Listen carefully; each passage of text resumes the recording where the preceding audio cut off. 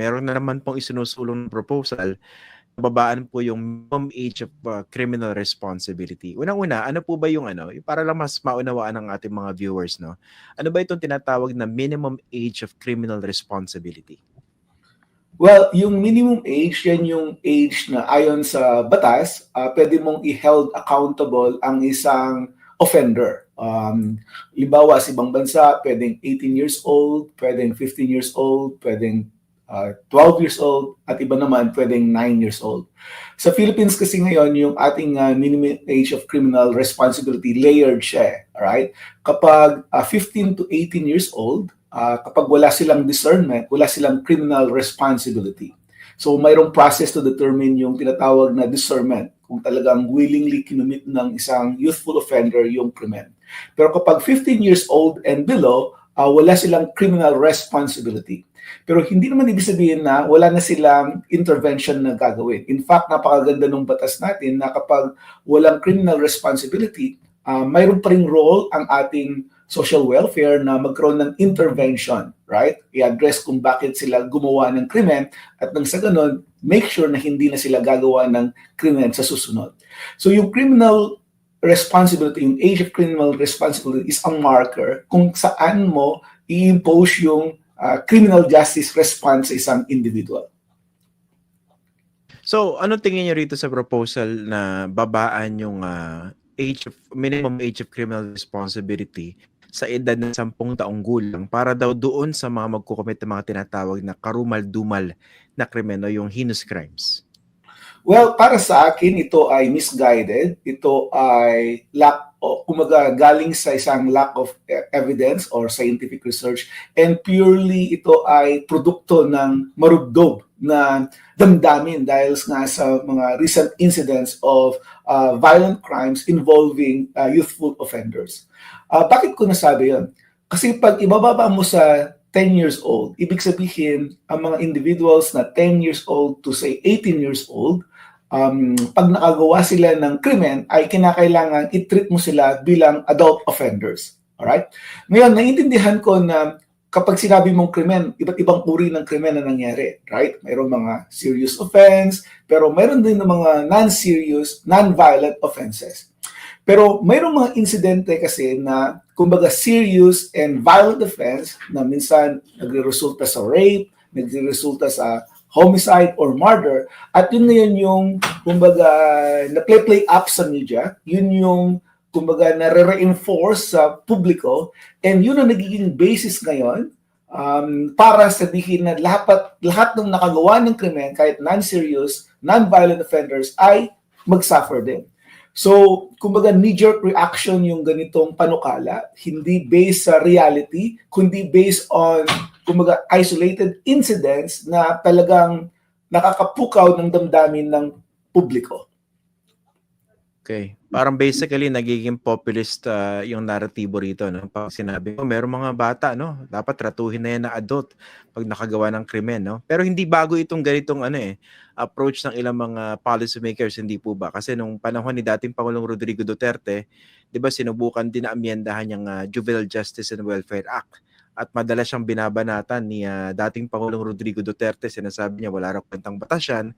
Tapos nagagamit ng mga sindikato yung mga bata dahil wala raw criminal liability. So yun nga, i-address natin yun. Kasi I'm sure yan na naman yung lulutang na naratibo in favor of this proposed legislation by Senator Robin Padilla, who, by the way, ay isang loyalista ng dating Pangulong Rodrigo Duterte. Tama. And ang tawag na dito yung penal populism kasi it's a knee-jerk reaction sa isang injustice na nangyari, and at the same time, it captures the public kumbaga attention. Kumbaga, siyempre pag may nangyaring krimen, galit ang tao, and yung galit na yun, yung moral retribution na yun, ang gagawin mong basis for that capturing the moral outrage. And it translates to votes, it translates to popularity, it translates to kumbaga support ng ganitong mga policies sa taong bayan. Pero tulad ng nasabi natin, hindi siya effective, hindi rin siya kumbaga based on evidence.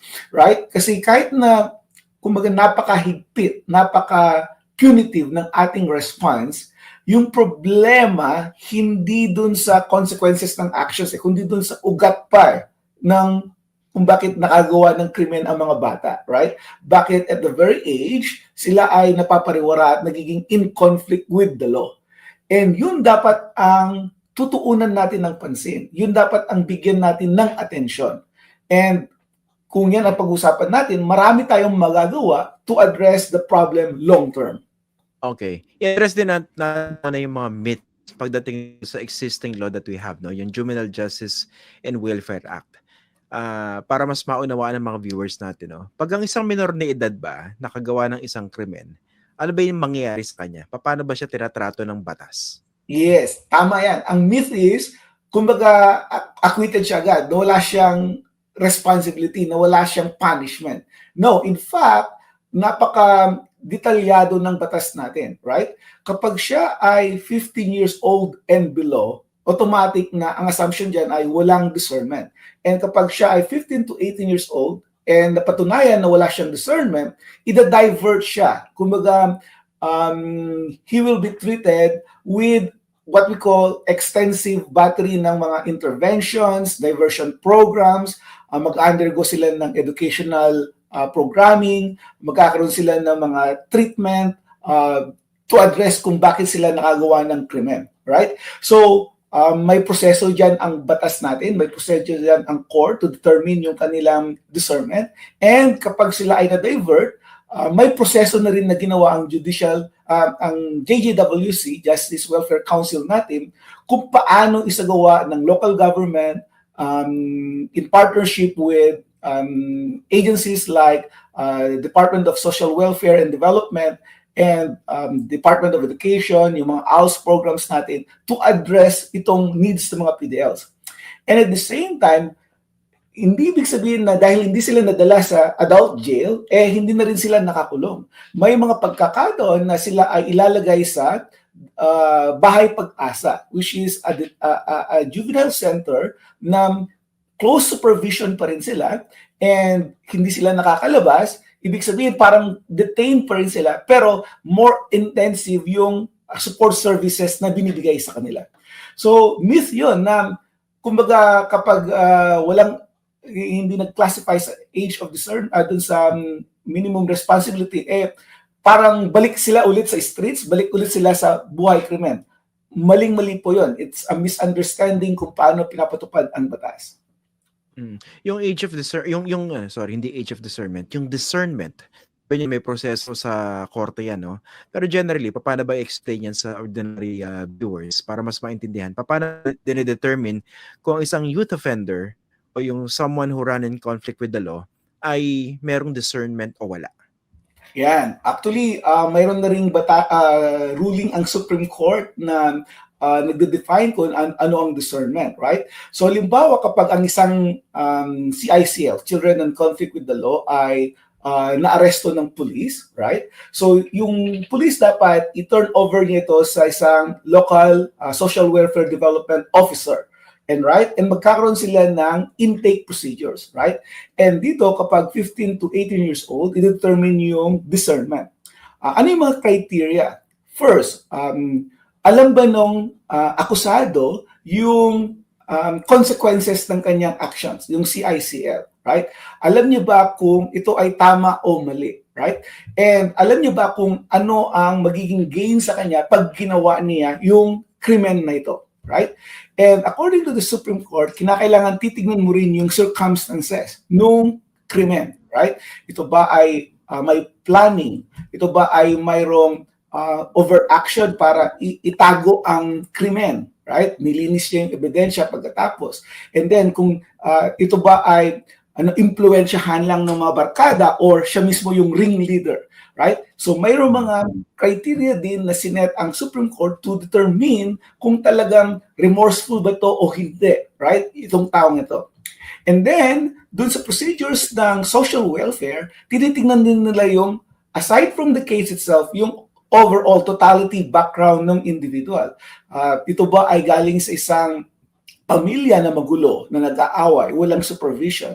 Ito ba ay na-expose sa komunidad na may violence and at the same time, yung peer influence ay negative, right? And then tinitignan din nila yung specific na sitwasyon ng offender mismo ng ICL sa kanyang pagtatrabaho, sa kanyang pag-aaral, and at the same time yung kanyang mental capacity. So nire-require din na magkaroon ng either psychological evaluation para sa ganoon malaman niya kung alam niya kung tama o mali, alam niya kung ano yung consequences ng kanyang action, and even in some circumstances, psychiatric evaluation. Ano yung mental capacity ng bata, right? Fully developed ba yung kanyang brains, or siya ay may educational and learning disabilities, at hindi siya makapagbasa, hindi siya, kumbaga, makapag-determine kung anong tama at mali. So, tinitake into full considerations, background, influence, yung circumstances sa kaso, yung remorse, at ang judge mismo ang magdedetermine dun sa discernment indicators na yan, whether may discernment o wala yung bata. Madalas din natin madinig itong naratibo na, actually, yung dating Pangulo, yung nagbabanggit ito lagi dati, na nagagamit daw yung mga minors ng mga sindikato ng mga adults dahil nakakalusot, hindi napaparusahan. Totoo ba yan? At kung totoo, wala naman siguro may mga ganyang cases, no? Pero how rampant is that? Yung nagagamit yung kabataan para gumawa ng seryosong krimen para sa mga adults dahil nakakalusot sila under the law. Totoo yung Christian. Yan yung isa sa mga myth ng ating juvenile criminal justice system na rampant ang paggamit ng mga adults sa mga krimen na ito tulad sa drugs, ginagamit silang mga couriers, or sa mga theft sa streets. Mayroong mga adults na sila ang kumbaga mag-i-snatch, tapos habang tumatakbo may mga bata na tagapulot dun sa mga in-snatch nila, right? So yun yung madalas na sinasabi na kumbaga ginagamit ng mga matatanda itong mga bata sa krimen. And I've looked at the data. So ano ba talaga ang mga krimen na nangyayari sa mga juvenile crimes natin, right? Property theft usually. Yan yung mga kumbaga nakita nila yung bike ng kapitbahay, takbo nila yung bike, right? Walang paalam, at the same time, baka nasira nila yung bike or hindi nila naibalik ng maayos yung bike, kung kaya kakasuhan sila ng mga kapitbahay. Or minsan, nag-away sila, nagba-basketball court, limited ang basketball court, nagrambulan. So, sila ngayon ay makukulong, right? So, mayroong mga violent crime, may mga property crimes, pero very minimal yung involvement ng mga juveniles natin on what we call organized crimes. Totoo, nangyayari yan. Totoo, right? Hindi naman natin sabihin na 0%. Pero kung sa bigger scheme of things, kumbaga, hindi yan yung dominant, hindi yan yung main, kumbaga, factor or type of crime na ginagawa ng mga juveniles natin. Ang problema kasi, wala pa tayong national database ng juvenile crimes ngayon, so it's very hard to quantify and it's very hard percentages. And yan yung kulang pa rin natin ngayon. So kinakailangan ayusin dapat natin yung national database sa criminal involvement. Now, with regards dun sa paggamit ng mga matatanda sa mga bata, kung totoo man yan, anong solusyon, right? Kinakailangan bang parusahan natin yung mga bata? Sila na nga yung nagiging biktima ng mga matatanda. So dito, kinakailangan ibaling natin yung kumbaga solusyon doon sa ugat, which is yung mga matatanda, right? So kung ginamit ng matanda sa paggawa ng krimen, then we could add on more punitive consequences doon sa mga matatanda na gumagamit ng mga bata sa krimen. Hindi dapat yung bata ang parusahan natin doon. So, sa atin kasi, napakadaling i-shift yung blame, right? Napakadaling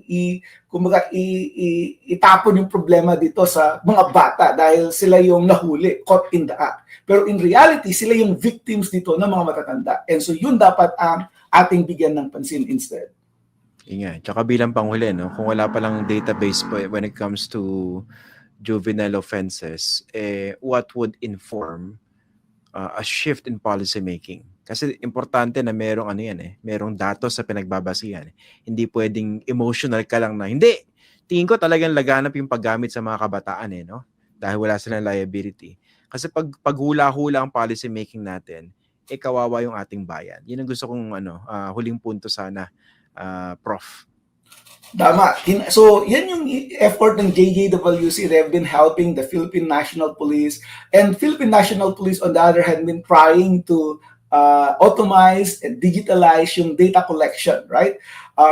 So, yan ay isang step in the right procedure. The next step is to make those data set publicly available sana, right? I-identify mo yung mga pangalan para walang data privacy issues. Para sa ganun, pag-aralan yan ng ating mga eksperto, right? Yung ating mga estudyante na nagba-masters in social work, in criminology and criminal justice, in psychology, yung mga nag-PhD dissertation. Parang dito sa Amerika, Christian, yan yung kumbaga cottage industry ng mga tao dito kasi mayroon silang database on crime and specifically juvenile crime, and then we could analyze ano ba ang role ng family, ano ba ang role ng peers, ano ba ang role ng community, ng lack of education, yung drug and alcohol use, right? So kung yan ay makikita natin halimbawa sa database, then tama ka Christian, we could come up with more kumbaga evidence-based policy solutions, right? Yeah. So kumbaga hindi naman yan rocket science, Christian eh. Ang dahilan kung bakit tumataas ang juvenile crime sa isang bansa ay tingnan mo, ano ba yung family structures natin, right? Yes. Kung yung mga parents ay kulang ang trabaho, kulang ang income, at sila ay very punitive ang approach nila sa discipline, then magkakaroon ng strain sa family. And pag nagkaroon ng strain sa family, lalabas yan. May expose yan sa mga delinquent peers. So, sino mga barkada ng mga anak natin, right? Ngayon, may social media na, right? So, kung sino-sino ang mga mayroong exposure ang mga anak natin. And then, third, of course, ano yung naging epekto sa edukasyon? Ba, napabayaan na yung pag-aaral, wala nang interest pag-aaral, and so on and so forth. And so, kung yan ay magkikita natin sa ebidensya sa ating pag-aaral, then dun dapat ang ating tututukan at bibigyan ng pansin.